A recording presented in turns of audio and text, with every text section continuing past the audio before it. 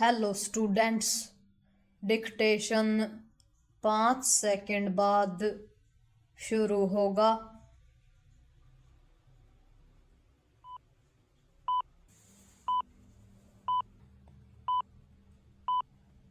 Start. Supreme court की ओर से उन्नाव के पूर्व विधायक कुलदीप सिंह सेंगर को राहत देने वाले दिल्ली हाई कोर्ट के निर्णय पर रोक लगाने के साथ ही जिस तरह अरावली की पहाड़ियों की परिभाषा से संबंधित अपने ही फैसले को स्थगित किया गया, उससे यही रेखांकित हुआ है कि जन दबाव ने अपना असर दिखाया। यह अच्छा हुआ कि सुप्रीम कोर्ट ने इन दोनों मामलों में जनता के दबाव को महसूस किया और सवालों से घिरे फैसलों पर रोक लगाई, लेकिन विचार इस पर भी होना चाहिए कि आखिर ऐसे फैसले कैसे दिए गए जिन्होंने महिलाओं की सुरक्षा और पर्यावरण की रक्षा को लेकर गंभीर प्रश्न खड़े किए। दिल्ली हाई कोर्ट और सुप्रीम कोर्ट के उक्त फैसले केवल विसंगति भरे ही नजर आ रहे थे, बल्कि इस उक्ति का उपहास भी उड़ा रहे थे कि न्याय होने के साथ ही होते हुए दिखना भी चाहिए। दिल्ली हाई कोर्ट ने दुष्कर्म के दोषी कुलदीप सिंह सेंगर को केवल जमानत ही नहीं दी थी, बल्कि ट्रायल कोर्ट से मिली उम्र कैद की सजा इस आधार पर निलंबित भी कर दी थी कि जन प्रतिनिधि पॉक्सो एक्ट के तहत लोक सेवक की परिभाषा के दायरे में नहीं आते।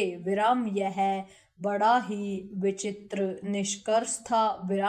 दुर्भाग्य से इस निष्कर्ष का लाभ पूर्व विधायक को दे दिया गया।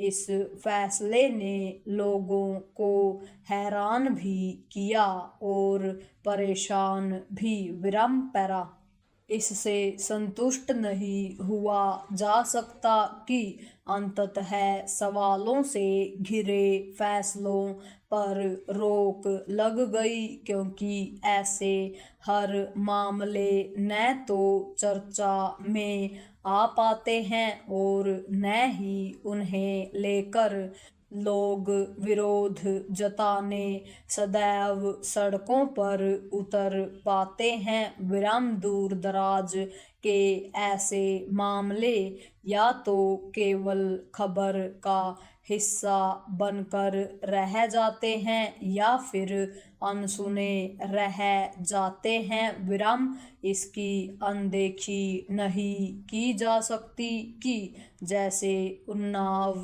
दुष्कर्म कांड में दिल्ली हाई कोर्ट के फैसले का विरोध हो रहा था, वैसे ही अरावली पहाड़ियों के मामले में सुप्रीम कोर्ट का फैसला भी आलोचना के घेरे में था।